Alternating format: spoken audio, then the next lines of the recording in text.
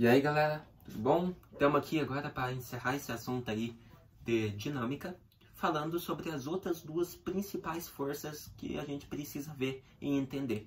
Força de empuxo e força elástica. Objetivos então, compreender o conceito de força de empuxo e força elástica, tá bom? Força de empuxo. O que é isso? Galera, o empuxo é a força exercida pelos fluidos em corpos submersos. Ou seja, você tem um corpo e ele está submerso a um líquido, seja água ou um líquido mais denso, né? Então vai depender. Então é a força exercida por fluidos em corpos que estão submersos a um líquido, totalmente ou parcialmente. Também conhecido como Teorema de Arquímedes. A pressão do fluido sobre o corpo produz uma força resultante com a direção do peso.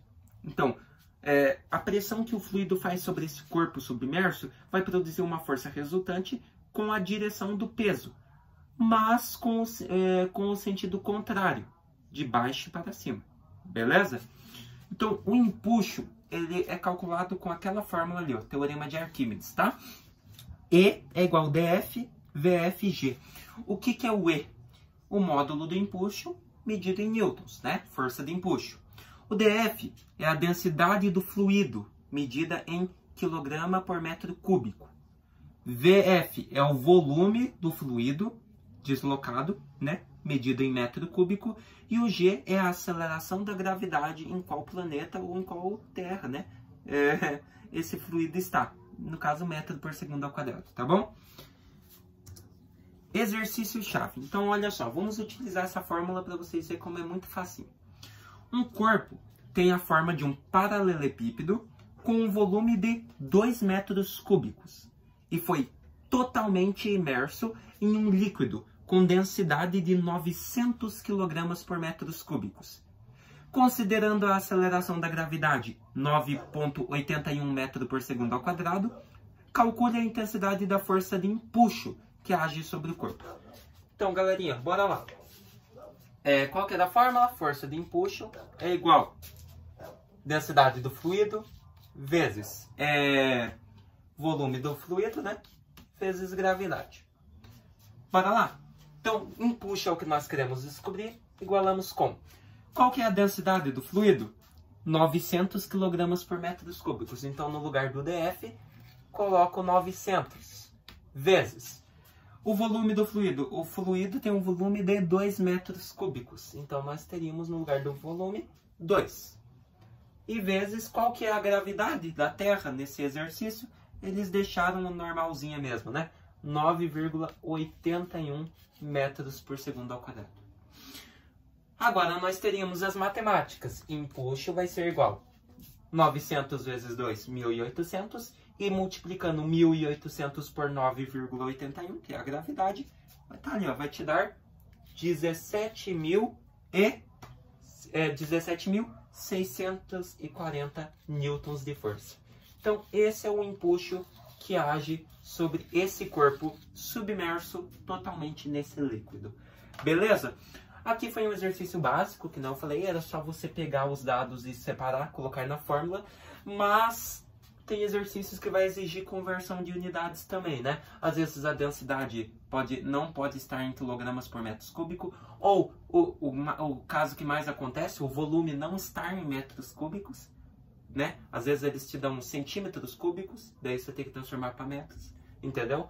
Então, eu utilizei só o exercício-chave, para vocês verem que a força de empuxo é a força que age sobre um corpo que está submerso a um líquido, seja com maior densidade ou não, né? E pode estar submerso totalmente ou parcialmente. Nesse caso aqui, ele estava totalmente, tá bom? Agora, partindo de força de empuxo, vamos para a força elástica. A força elástica, FEL, que nós chamamos, é a força exercida sobre um corpo que possui elasticidade. Por exemplo, uma mola, uma borracha ou um elástico.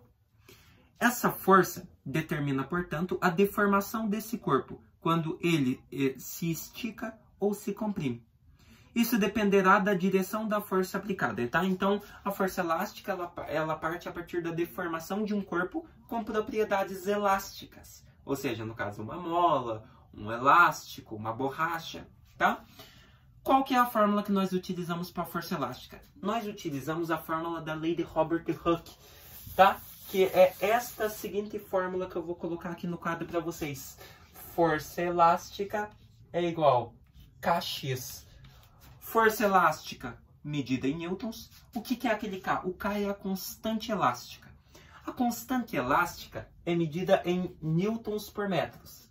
Lembra da força de atrito que também tinha uma constante, um coeficiente? Só que esse coeficiente de atrito não tinha uma unidade de medida. Pois ele não tem dimensões, ele é só aqui o contato entre duas superfícies. Já a força elástica, o coeficiente elástico, ele tem uma dimensão, né? Ele está para fora, ele não está em contato. Então, se eu esticar uma mola, por exemplo, ela vai ter um coeficiente diferente, tá? Então, essa sim tem dimensões, ela está entre dimensões. Então, tem unidade de medida e no caso aqui é o Newton por metro, tá bom? E o X é a variação sofrida pelo corpo elástico, ou seja, é o valor do comprimento, que a mola ou o corpo com propriedade elástica sofreu, a deformação que ele sofreu, tá? No caso, medida em metros, tá bom? Então, força elástica Newton, constante elástica em Newton por metro e o X é a deformação do corpo em metros, tá bom? O valor da deformação no caso, tá bom? A constante elástica. Vale lembrar que a chamada constante elástica é determinada pela natureza do material, ou seja, por suas dimensões. Então, ela tem unidade de medida e cada corpo, cada material vai ter a sua constante, tá? Ah, então, se eu pego duas molas, elas vão ter a mesma constante? Não. Se uma é maior, vai depender das dimensões de cada uma. Então, cada corpo material elástico vai ter a sua própria constante elástica, tá bom? Não são iguais. Nem para mola, nem para borracha, nem para qualquer coisa. Olha esse exercício aqui. Uma mola apresenta uma das extremidades fixadas a um suporte. Ao aplicar uma força na outra extremidade, essa mola sofre uma deformação de 0,05 centímetros. Determine a intensidade da força aplicada, sabendo que a constante elástica da mola é 110 newtons por metro. Utilizamos essa formulazinha. O que nós queremos descobrir? Força elástica. Então, força elástica é igual. Ele deu a constante? Sim, a constante desta mola é 110 newtons por metro. Vezes. Ele deu o valor da deformação? Deu. Mas só que está em centímetros, meus queridos. Ele deu que a deformação é 0,05 centímetros. E nós não queremos em centímetros. Nós queremos em metros. Se a constante é em newtons por metros, nós temos que deixar a deformação em metro. Como que eu transformo centímetro para metro? 0,05 você vai multiplicar por 100. Belezinha?